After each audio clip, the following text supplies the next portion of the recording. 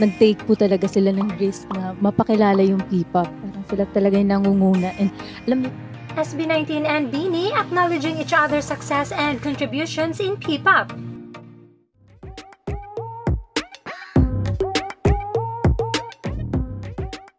Here are the two iconic groups, the P-pop King SB19 and Nation's Girl Group BINI, acknowledging each other's success and contributions in the P-pop industry.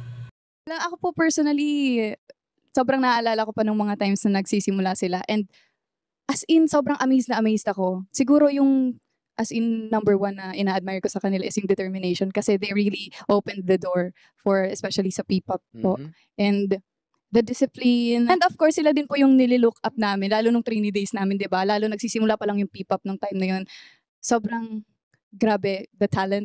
ako po, add ko lang po, dahil yun nga po, nagsa-start pa lang po kami, talagang sila yung parang nakaset na okay, dapat maging parehas nila kami. Yes. So, The standard. gusto po namin yung nag-take po talaga sila ng risk na mapakilala yung P-pop. Parang sila talaga yung nangunguna. And alam niyo po yung tinake nila lahat ng negative muna bago, I mean, para safe naman yung, parang ganun po yung, parang ganun yung nangyayari. So, thankful kami na sila talaga nag-start na. Alam niyo yun, iset talaga yung standard. Okay, ganito ang excellence na pinapakita ng P-pop. Parang ganun. Kasi nung time po nila, sobrang hirap talaga na like buksan yung door Yes. for P-pop. Sobrang hirap i-please ng mga tao. P-pop really changed everything, and parang naramdaman ko na ito na talaga yung revolution when actually BINI made it. So, to be honest kasi before, parang nangyayari medyo mahirap for other P-pop artists as well to syempre to cross borders, ganun.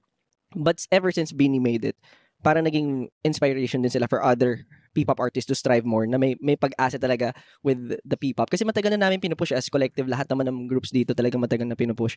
Pero when they made it, kasi before kami parang nagtutour kami, pero parang hindi pa namin, parang nare-reach namin yung audience, pero parang iniisip namin kung mas marami tayo, mas maraming ma-reach yung P-pop na ginagawa namin. So when they actually did it, parang sobrang, actually even me na-inspire ako dun sa movement na yun, na parang, uy, it's finally happening. Hindi lang to for now, for sure, yung mga susunod na generations, mas marami pang magbo-blow up.